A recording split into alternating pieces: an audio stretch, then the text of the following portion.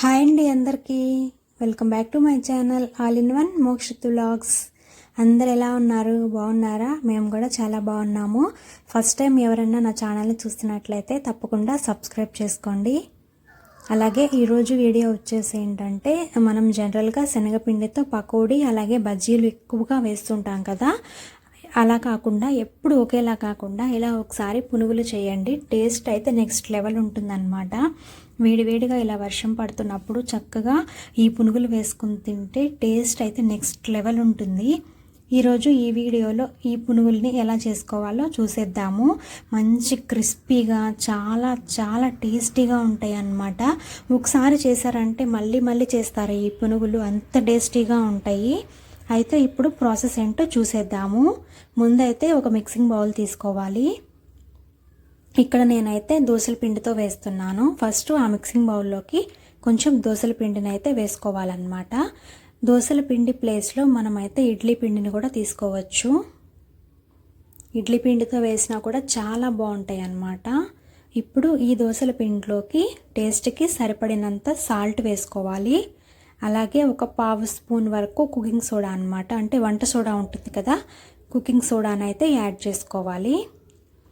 తర్వాత దీంట్లోకి 3 స్పూన్స్ వరకు శనగపిండిని వేసుకోవాలి. ఇలా శనగపిండి వేయటం వల్ల మంచి క్రిస్పీగా వస్తాయి అన్నమాట పునుగులు. మనం పకోడీ క్రిస్పీగా ఉంటుంది కదా, అలాగే పునుగులు కూడా మంచి క్రిస్పీగా టేస్టీగా ఉంటాయి అన్నమాట. ఇలా 3 స్పూన్స్ శనగపిండిని వేసుకోవాలి. ఇప్పుడు దీంట్లోకి సన్నగా కట్ చేసుకున్న ఆనియన్స్, అలాగే సన్నగా కట్ చేసుకున్న ఒక పచ్చిమిర్చి, సన్నగా కట్ చేసుకున్న కొంచెం కొత్తిమీర వేసుకోవాలి. కరివేపాకును కూడా సన్నగా కట్ చేసుకొని వేసుకోవచ్చు. నేనైతే ఇక్కడ వేయట్లేదు. ఇలా అన్నీ వేసిన తర్వాత కొంచెం జీలకర్ర కూడా వేసుకోవాలి.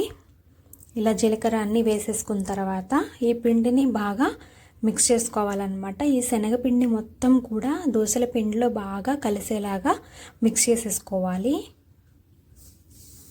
లంప్స్ ఏమీ లేకుండా నీట్గా అయితే ఈ పిండిని మిక్స్ చేసేసుకోవాలన్నమాట. కన్సిస్టెన్సీ చూసుకుంటూ మిక్స్ చేసుకోవాలి. గట్టిగా అయినట్టు అనిపిస్తే కొంచెం వాటర్ కలుపుకోవచ్చు. గట్టిగా లేదు పల్చగా అయిపోయింది అనుకుంటే ఇంకొంచెం శనగపిండిని కూడా వేసుకొని ఈ పిండిని బాగా మిక్స్ చేసేసుకోవాలి. మనకి పునుగుల కన్సిస్టెన్సీ తెలుసు కదా, అలా వచ్చేలాగా అయితే మిక్స్ చేసుకోవాలి. చూసారు కదా, ఇలా మిక్స్ చేసేసుకొని ఇప్పుడు దీనిని ఒక 10 నిమిషాల పాటు పక్కన పెట్టేసుకోవాలి. ఈలోపు స్టవ్ మీద ఆయిల్ పెట్టుకొని వేడి చేసుకోవాలి. ఆయిల్ బాగా వేడైన తర్వాత దానిని లో ఫ్లేమ్లోకి పెట్టేసుకొని ఈ పిండిని ఒక్కొక్కటిగా తీసుకొని పునుగుల్లాగా ఆయిల్లో వేసుకోవాలన్నమాట. చూసారు కదా, ఆయిల్లో వేయగానే చక్కగా పునుగులు అయితే పైకి వస్తున్నాయి కదా. ఇలా వచ్చినాయి అంటే మనకి పునుగులు పర్ఫెక్ట్గా వస్తాయి అన్నమాట. చక్కగా పొంగుతూ చాలా టేస్టీగా మంచి క్రిస్పీగా అయితే ఉంటాయి అన్నమాట ఈ పునుగులు. తప్పకుండా ట్రై చేయాల్సిన రెసిపీ ఇది. చూసారు కదా, ఇలా అన్ని పునుగులు కూడా ఆయిల్లో వేసేసుకోవాలి. ఇలా వేసుకున్న తర్వాత గరిటె పెట్టి తిప్పుకుంటూ 2 సైడ్స్ కూడా మంచి కలర్ వచ్చేంత వరకు పునుగుల్ని ఫ్రై చేసుకోవాలి.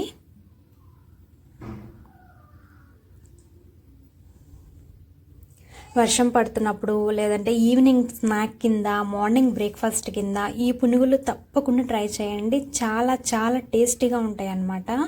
చూసారు కదా, ఇలా మంచి కలర్ వచ్చినాయి కదా పునుగులు. ఇప్పుడు వీటిని ఒక ప్లేట్లోకి తీసేసుకోవటమే. ఈ పునుగులతో మనం అల్లం చట్నీ అయినా లేదంటే పల్లీ చట్నీ అయినా లేకపోతే కారం పొడి వేసుకుని తిన్నా కానీ చాలా యమ్మీగా ఉంటాయి ఈ పునుగులు అయితే. చూసారు కదా, ఇప్పుడు వీటన్నిటిని కూడా ఒక ప్లేట్లోకి తీసేసుకోవటమే. ఆయిల్ కూడా కొంచెం కూడా పీల్చదన్నమాట. ఆయిల్ పీల్చకుండా చాలా క్రిస్పీగా లోపల మంచి సాఫ్ట్గా చాలా బాగుంటాయి.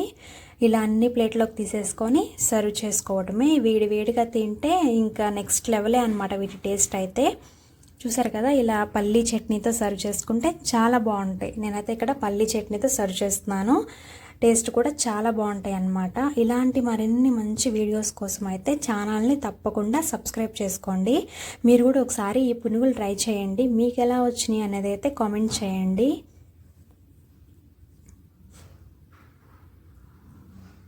ఈ వీడియో కనుక మీకు నచ్చినట్లయితే ఖచ్చితంగా ఒక లైక్ చేయండి. Thanks for watching. మళ్ళీ మంచి వీడియోతో మళ్ళీ కలుద్దాం. Bye bye.